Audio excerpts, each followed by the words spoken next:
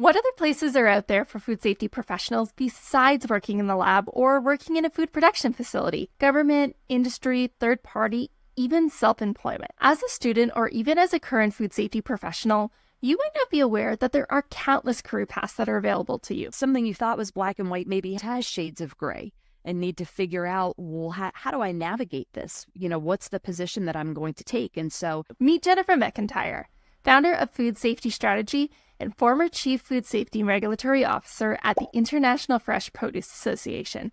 She is a food microbiologist by background and has worked in the Washington, D.C. area for over 20 years. She held previous food safety leadership positions within the Grocery Manufacturers Association and the Institute of Food Technologists, where she led the FDA FSMA traceability pilots. Today, she will unveil the curtain behind what it's like working in food safety policy. So in this episode of the Food Grads podcast, you will learn about Jennifer's food safety career journey. We'll talk about these skills that are important for food safety professionals. We'll also look at some of the safety concerns regarding produce. So what is that risk? How can I manage that risk? How can I avoid contamination, knowing that someone is going to eat this product, usually raw? Technology role in the future of food safety, and we'll also talk about making decisions, and so much more. I hope you enjoy this conversation today with my co-host, Anna Koo, Campus Ambassador for the University of Guelph. Let's get into this conversation with Jennifer. Thank you. Well, I want to give a warm welcome to Dr. Jennifer McEntire. Thank you for being on our podcast. I know you have a wealth of knowledge in the food safety world and also in the world of produce. And you also worked many years in the government industry. So really want to pick your brain as to your experience and just any tips and tricks you want to give to us. So I guess I wanted to be able to get an introduction from you. Sure. Well, thanks so much for having me. I love talking about my career because I think we all know that there aren't a ton of food scientists, and then there are fewer food safety people, and then there are even fewer people who do the sort of work that I do. So I grew up in Long Island, New York, not exactly the heart of agriculture or food production or anything like that, but I liked science. I wasn't really sure what a scientist did. I didn't want to be a medical doctor, and I got pretty lucky. I think that when I was looking at colleges, the University of Delaware sent me some information, a packet of information, and this is like before internet days, so dating myself a little bit. So it was snail mail and this big packet of, if you like science, maybe you'll like food science, and what the 4 years would look like, and some starting salaries and types of jobs that people had, kind of a reprint from IFT, the Institute of Food Technologists, some newspaper articles about research that was going on in the department. And so I liked that. So I decided, well, the first 2 years are just like basically science anyway, so might as well give it a shot. And I loved it. I really have loved pretty much everything that I've done, although it has been, like I said, a bit of an unusual career. I'm not a laboratory scientist. I did get my Ph.D., so I did do the lab work. I started as an undergrad at Delaware. I visited Rutgers by virtue of being part of the IFT Student Association and met the chair of the department, the professor there. He invited me to come into his lab. I was assured that since I had done undergrad research, that it would be pretty easy to just kind of swing right into graduate school. I can't say I was especially interested in graduate school. I knew I did not want to become a professor. I thought that would be kind of boring. So yeah, I wanted to be a scientist, not a professor. So I was a little lost. I just spent a lot of time talking to people, especially through IFT, going to some of the regional meetings and talking to professionals, talking to other students, and learned about the diversity of career options. But I think what was critical for me was during my doctoral work, I had the opportunity to go to Washington, D.C. for 7 months. So I spent 3.5 months at a trade association, 3.5 months at the U.S. Food and Drug Administration, and that was life-changing. That was when I was like, now I see what I want to do. And so since then, I really haven't really left D.C. So that's a little bit about me. That is so interesting. One thing that I love about this podcast is that I'm in Toronto. I'm in Canada. So Yes. I'm starting to learn a lot more about the different culture in the United States, especially how it looks to food safety, food science. And it's funny that you're opening. I'm still learning so much about this, and I know quite a lot about the roles that are there, but to even dive deeper to learn that there's even more within, policy side Washington, it's so exciting to learn about. So with that being said, can you talk about a little bit how these roles were when you were in Washington? Because that again is something totally new to me. So would you be able to talk about how that worked? Yeah. So Washington, D.C. is a world in and of itself. Some people love it. Some people really, really do not. That's fine. For me, I loved it. So I started my career. I don't know if you can call an internship the start of your career, but some of the things that stood out to me when I did intern at the trade association, it was an unusual trade association because they had a laboratory, a couple of laboratories. So I worked in the lab, but I knew that the research that I was doing in the lab, that the results were being generated specifically because FDA had proposed a rule. This was juice HACCP, and there were questions as to what should the bounds of the rule be. Like, should juice concentrates be included in juice HACCP, or are the concentrates just by their nature, their pH, titratable acidity, bricks, like, are they just inhospitable environments that you don't have to have a 5 log reduction of a juice concentrate? And like, who thinks about this stuff? And then you go and see, well, there's not a whole lot of research on how microbes survive or don't in juice concentrates. So that was the sort of work that I was doing. From the laboratory technical standpoint, it wasn't particularly complicated work, but to feel like some of this research could influence a rule, policies that will affect everybody in this industry, that was like, wow. And then going over to FDA, I got to touch a little bit of everything. So some of the constituent updates, which are the consumer-facing communications, learning a very different style of writing. So not the peer-reviewed publication scientific writing, but how do you write to like the average consumer? How do you inform pregnant women about the risks of methyl mercury in fish and the health benefits of eating fish? How do you talk about listeria to pregnant women? So those were some of the things that I worked on. There were also some outbreaks going on at the time, and seeing how the government collaborated with other governments when they were in other parts of the world, how they collaborated with industry. It was really interesting to me. And so one of the things that I've always loved about every role I've had in Washington, D.C. is that it is this nexus. It is this coming together of many different perspectives, not just the science, but other factors that are used in the decision-making process. And these decisions, they affect far beyond Washington.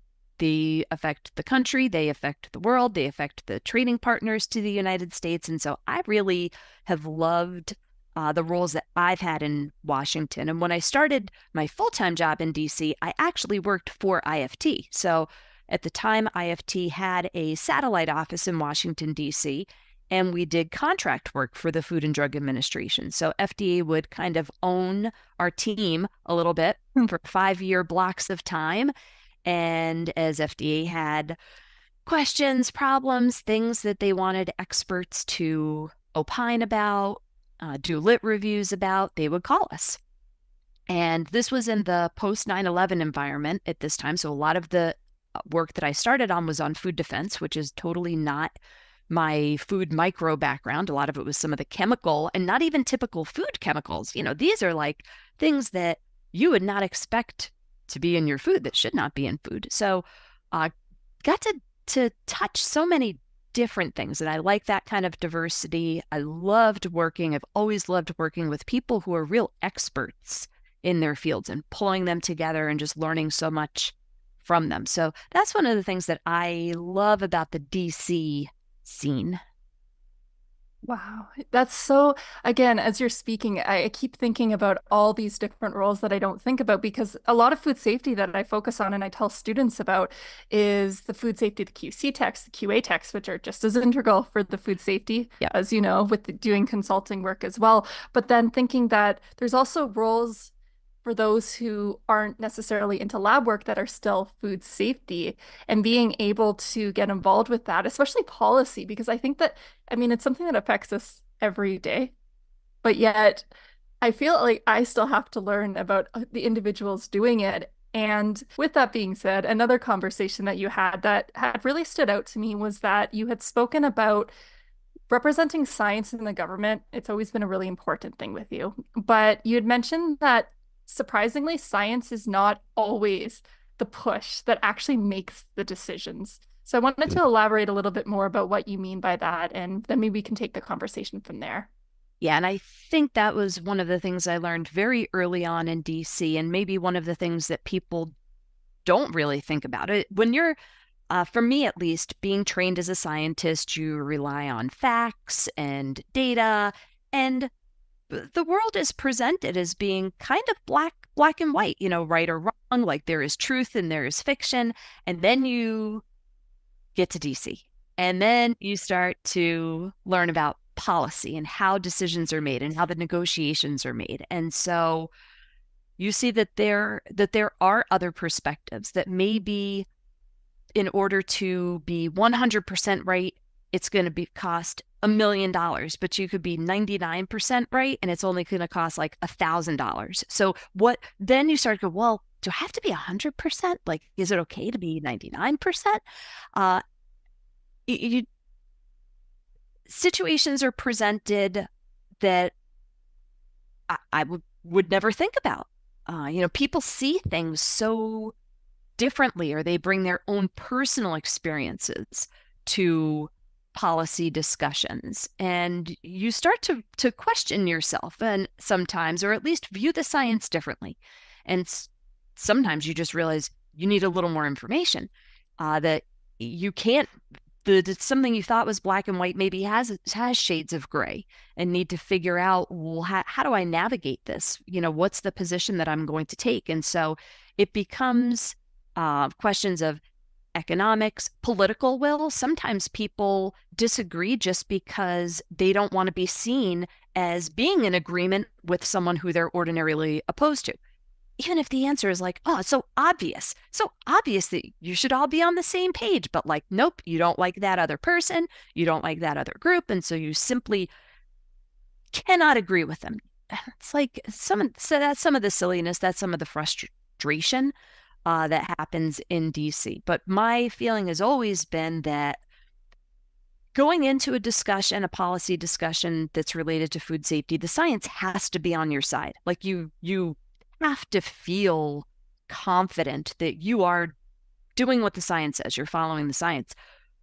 But it became clear to me early on that if you start talking science with people who are not scientists or don't care about science, you're going to lose credibility pretty quickly. So if you want to be influential, the way you tell your story may not have a whole lot to do with facts and figures and data. That may be off-putting to a lot of people. So the storytelling aspect is really important. That doesn't mean that you can't have the science. You have to have the science to back you up. So I'm just thinking again with the student audience, because even though we're talking on the policy side, for some reason, this reminds me of when I was doing food safety and I was trying to speak to like plant workers or speaking to different individuals. And that was one of the struggles that I had, was translating that science to, we have to get this product out. Your science isn't helping me. So I guess for those listening, because this might be an experience for the students that are coming in, how would someone practice being able to talk about the science, or just practice ways to communicate differently? I think start with your own family, especially if your family is not scientists. Friends, neighbors, just like your average person. Can you get your message across? And part of that is starting. For me, I start by thinking, what is the message I'm trying to get across? What is the action I want someone to take? Something I heard recently that resonated with me was to use inductive logic, inductive reasoning, instead of deductive reasoning. So deductive reasoning is, here's all my facts and figures, blah, blah, blah, blah, blah, and therefore, here's what you should do. But if you flip it the other way and say, here's what you should do. You start with the punchline. And then if you need to back into the whys and the facts and the figures, you can, but, bring something home to them. Give somebody something to start thinking about themselves and engaging in a conversation. Start with it's usually the most interesting, kind of the cool piece. What change do you want to make? Why are we doing, why do we have to do this? And then the background can follow if there's time and if people even care, if even they question you, but get them interested. Don't just have like a word vomit of all your facts and figures and think that that's going to convince somebody to do what you want them to do. So if you practice on your family, that's one type of audience, your friends, maybe people of different ages, different backgrounds, and see what adjustments do you need to make in order to get your point across very succinctly and very quickly? Because I think people also don't have a whole lot of patience or attention span. That makes sense. That makes sense. I can imagine, Anna, that you also have had these experiences throughout your time. Yes, it seems like food safety is always like the police that we tell people not to do this, and the risk assessment doesn't always outweigh the money aspect. So I really wanted to ask Jennifer, I guess, what influencing skills or perspective would you bring forward to say food safety is key, but there's also other considerations that they can do? Part of, I think, being influential is spending a lot of time listening. So trying to understand, for someone who doesn't see things your way, why don't they? What's on their mind?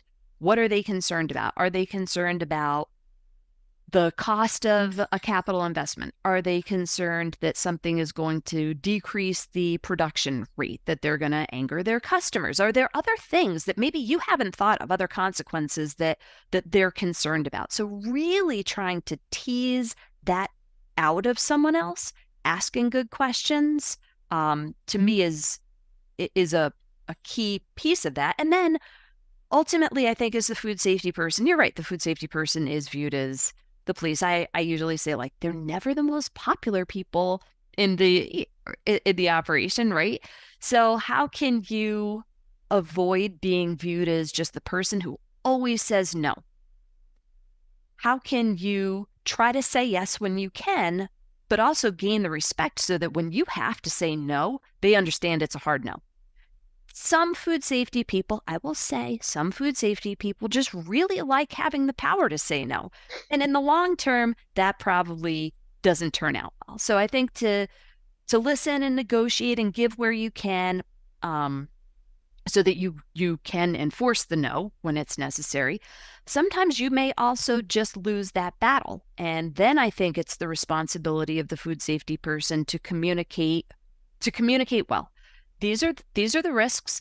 I'm laying them out. Here are options. This is my recommendation. Here are some other things that can be done. But if we do these other things, here's the downside to them. This is why it's not my recommendation.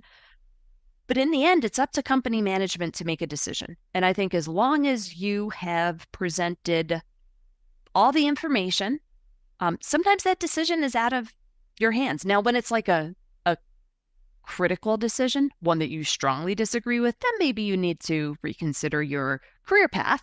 But I have seen the food safety people who are viewed as police, and some of them just act like, they act pretty authoritative when that's not collaborative, that's not collegial, and I don't know that it always gets you to the right food safety end. Completely agree. I appreciate the insight because I've been in those shoes. I know exactly how that feels. Sure. No, I like that as well, hearing that it doesn't also have to be authoritative, because I think that might actually be another way that someone would perceive going into food safety, that it's always going to be that way. It's always just, I'm telling someone, and they might not realize that it's it can be a very collaborative environment. I've spoken to Melody Gee. She worked in the food safety, and she was saying that her way of going about it, she did mention the word influence. She does not like being called the police. She's like, that is not me. We are trying to influence individuals, but we want to do it in a collaborative way, to what you were saying. There's a lot of listening involved and hearing about what someone else might think. Of course, again, black and white with certain food safety issues, but I like that you brought out that it should be more influence that we think about. Yeah. This podcast episode is sponsored by CareersNow. CareersNow is Food and Beverage Ontario's multi-year workforce development initiative that is connecting students and job seekers with employers in Ontario's food and beverage processing industry to connect you with exciting career opportunities. Check out careersnow.ca for more information on exciting jobs, career information, industry mentors, and training opportunities for professional development. Let's get back into the episode. One thing that I wanted to talk about more, because a lot of the podcasts we focus on we're food grads, but we know there's agri-food and then there's food processing. But you did a lot of work with produce, and I'd love to just explore a little bit about how is the produce side different than the food processing side? Like, what type of food safety aspects are thought about in that might be a little different to that of processed foods? It is quite different. Okay. And I would say that for me, of all the sectors that I have touched, that I've worked in, produce is the hardest. Really? So I come, back when I was in school, and you've got my cat here she loves food safety. She just, she's a big fan. When I was in school, produce safety really wasn't a thing. It wasn't on the radar. It was ground beef and maybe chicken and eggs were kind of the issues. And so having my degree's in food science, it was more on the processed food side, the manufactured food side. And that's what you learned about, and thermal processing and everything. And then, not that those products, those categories, those processes can't have issues, they do. But when you move into produce and you see there is no kill step, it is only preventive. And you have to be perfect all the time at prevention. You don't have that kill step to lean on. Is there washing, commercial washing? Yes, it's not a kill step. In fact, done poorly, it can make things worse. It can just spread contamination around and you have more contaminated product. So produce is really, really hard. You're usually growing outside, although there is an uptick in indoor agriculture now, which is not risk-free. Sometimes some of those companies think they are. That's not quite true. The risks may be different. But certainly when you're growing outside and you are subject to the elements, you've got wildlife, other types of animals that may be kind of in your region, your neighbors or what have you, these present some hazards. And then you need to think about, does it actually present a risk? So what is that risk? How can I manage that risk? How can I avoid contamination, knowing that someone is going to eat this product, usually raw? And so I find produce to be different. Every food is different. Every process is different, but produce is really different, and it's really, really hard to manage. And I think the industry generally does a very good job, but we see in the headlines that it is not perfect and there is room for improvement. Mm-hmm. For sure. Would you just be able to provide an example, maybe your favorite produce that you worked with, just to think about the food safety steps that are involved? Because I'm just imagining, you mentioned washing, but then I was thinking, well, what else is there that someone could do in order to minimize the risk? Yeah, so there's not a whole lot. So you start with, well, what is the risk and where is the risk coming from? If my risk is coming from the irrigation water and I'm spraying, like overhead spraying my crops, as leafy greens had been, now they've moved to a lot of drip irrigation, some for food safety reasons, some for conservation of water. But then you said, well, maybe I could treat the water. So there would be that opportunity, the irrigation water.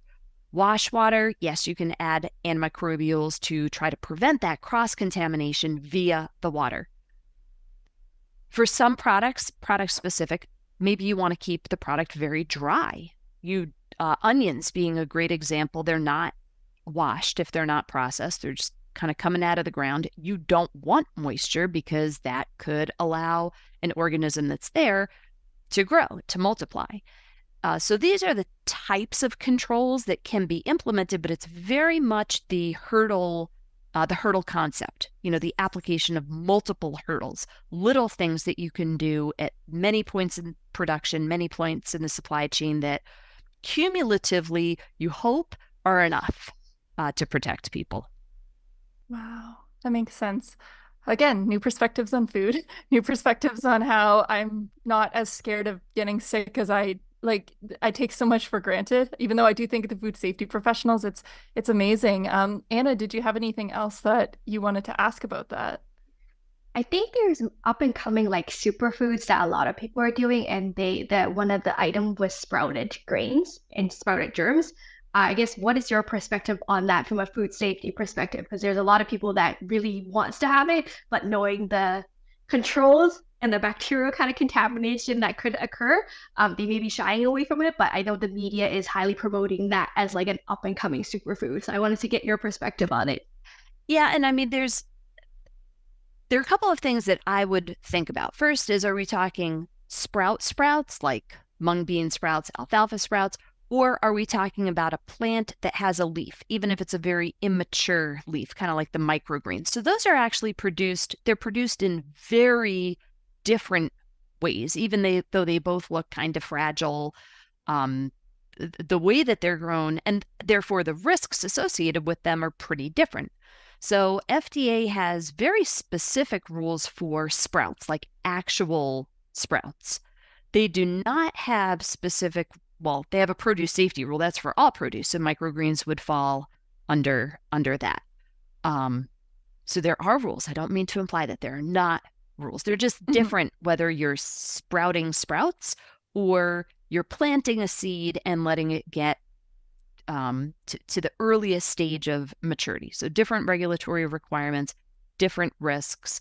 I like to think that if you're aware of the risks, you can manage them. So the sprouting industry has done a lot of work on seed decontamination. It seems that a lot of the issues have been associated with the seeds themselves. So manage it on that side. If it's a listeria issue, though, then that's something that's happening in your own production environment. Your sprouting environment could happen in an indoor environment. We know that happens in packing houses, processing facilities for all types of products. Well, the way you manage that through sanitation, hygienic design is very different. So my concern, I guess, around any sort of food fad, food trend is that you have people who see a market opportunity, that they can get into this space and that they think, oh, anybody can just grow food. Like, it's easy. And they don't think about the food safety ramifications. So I think as a consumer, doing your due diligence that you're purchasing from a reputable company, one that is aware of the whole idea of food safety and is managing food safety, is important to protect yourself. So there's not necessarily bad, unsafe foods, but there are definitely some unsafe practices. And I think for a consumer, it's often hard to discern who's a good player, and what might I want to avoid. Mm-hmm. But absolutely amazing. Well, maybe not amazing, but it's always good. Again, it's hard for consumers, and even sometimes I can struggle to know which companies are reputable, because you can have, especially with the world, marketing and all that, it can be tough for the consumers. And thinking about taking it a step back, and thinking about the future. One of the things that I know we've spoken about the different roles that we've done, but one of the things that I was interested for the listeners is just thinking about the changing field of food safety and maybe how that might change in the future. And I wanted to know if you have any perspectives or ideas about maybe new technologies or new things that would be important for a student that's looking to grow into this field. Like, what things should be on their watch, or skills maybe that should be worked on? A lot is changing. I mean, I mentioned when I was in school, produce safety wasn't even a thing. And so you fast forward to now and a ton has changed. And so to try to think 5 years, 10 years from now, what else is going to change? I mean, it kind of blows my mind. Another thing that didn't exist when I was a student was whole genome sequencing. And clearly that's changed our outbreak investigation processes. And now we're starting to move toward the microbiome more broadly, looking at bioinformatics as its own discipline. So starting to bridge the laboratory science with data science. I think this is an area where we'll see some explosive growth and gains in knowledge as we better understand how do these organisms work and how do they persist and what can they avoid? And from there, hopefully come up with some technologies to kill or control them, right? So like we know irradiation works. That's not new. Will there suddenly be increased consumer acceptance for irradiation? Who knows? Will there be other technologies that we have available, other processes? There's a lot of research that goes on in this space, but not a whole lot that make it to commercial application. So I am very curious to see how we start to employ the tools that we already have, but maybe use them in some different ways.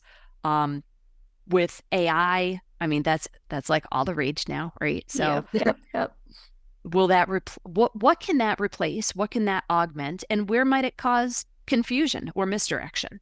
I do have concerns around an over-reliance or a complacency on, kind of letting a computer do things that a person needs to at least check and be like, whoa, that's just not right. But how can we look at data differently? How can we see trends in data differently to start to fine tune and find those opportunities to better manage our food safety systems? How can we look at things as bigger, broader systems rather than an individual test result, or an individual data point?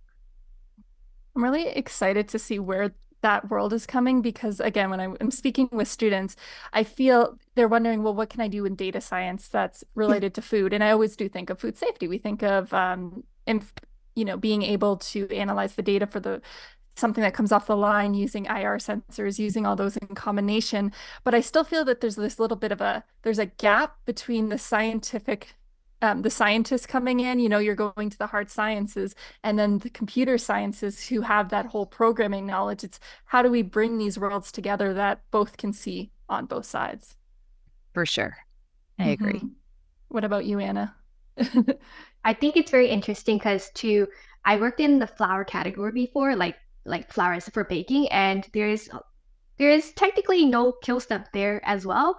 And our company was looking into having products that's heat treated, but it never made it to commercialization just because it denatures the protein and the baking aspect is just different for the audience. So I was just thinking to what Jennifer was saying, like some things are in the research space, but it just never gets launched to market. And I guess I want to see if there's any more that can be maybe unraveled with the help of like technology and AIs, etc. Like maybe bring that into fruition maybe later on in the day because it never worked before.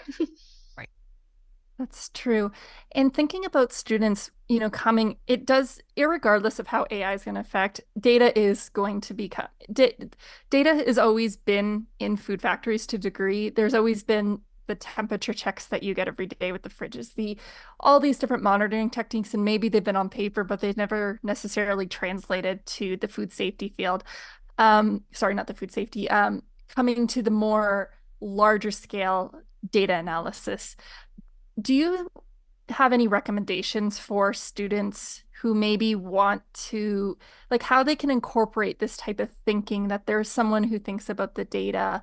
Do you have any advice to really, because I do think it'd be a good way, it's a good path to understand. Do you have any advice for students to incorporate more of this data thinking or how to involve it in their studies?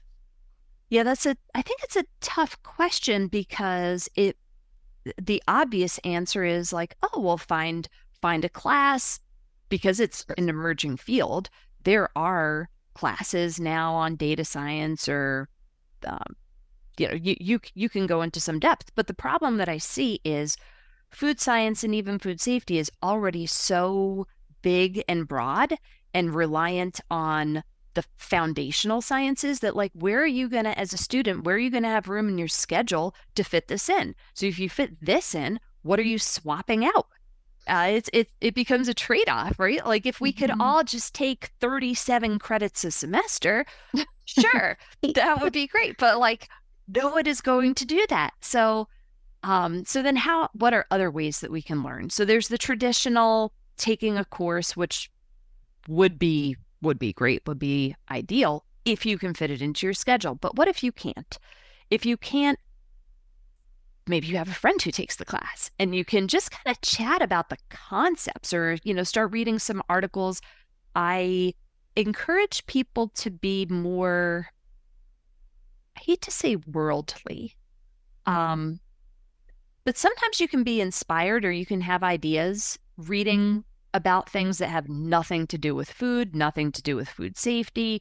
Just start to see how are some of these tools being applied to other industries or other problems. And that curiosity and that creativity go hand in hand.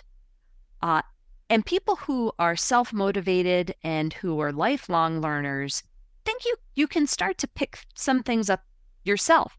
Maybe you listen to some podcasts on the topic. Maybe you take some online classes kind of at your leisure. So I think with the communication tools and the education tools that we have today, there are multiple ways that people can start to fold these concepts into their own thinking and their own toolbox. You may not be an expert. If you're not going to take real solid coursework, you're probably not going to become like the world's expert on this topic. But maybe by doing a little bit of reading, you realize, I do want to be the world's expert. I'm going to shift gears. I'm going to change my major or what have you. But it starts with that awareness and curiosity and just being open to new things and new ideas. But as a scientist working in food, to not have that recognition of how this data science world is going to intersect with yours, I think one would be pretty naive to think that they can remain siloed and just ignore the world of data science. Mm-hmm. It almost sounds, well, the way you're saying is don't forget your foundations. It's good to have the data awareness, but you can't get out of your foundations. How does this work? Science. I am very thankful that I have the foundations that I have, and I think it's tempting to want to skip ahead, to skip to the electives, but you really do need that foundation and those prerequisites. Either soft skills or hard skills, I guess, from technical skills. What other soft skills would you say you would recommend a student to have to go into food safety? So I think there's a lot of talk about soft skills, and I still don't see a whole lot of effort put into developing those soft skills. Yeah, maybe in a class you have to give like a presentation or you have a group project and you need to learn teamwork, but that's not really refining someone's skills and not pushing people to improve on those soft skills. So the world of soft skills is broad, and I think everyone needs to think about their own comfort level, their own personality, their own style that they want to cultivate and refine and adapt. For me, I started realizing that there were certain people that I would interact with who just caught my attention. I would listen to them and I was mesmerized by them. And then I realized it kind of didn't matter what they were saying.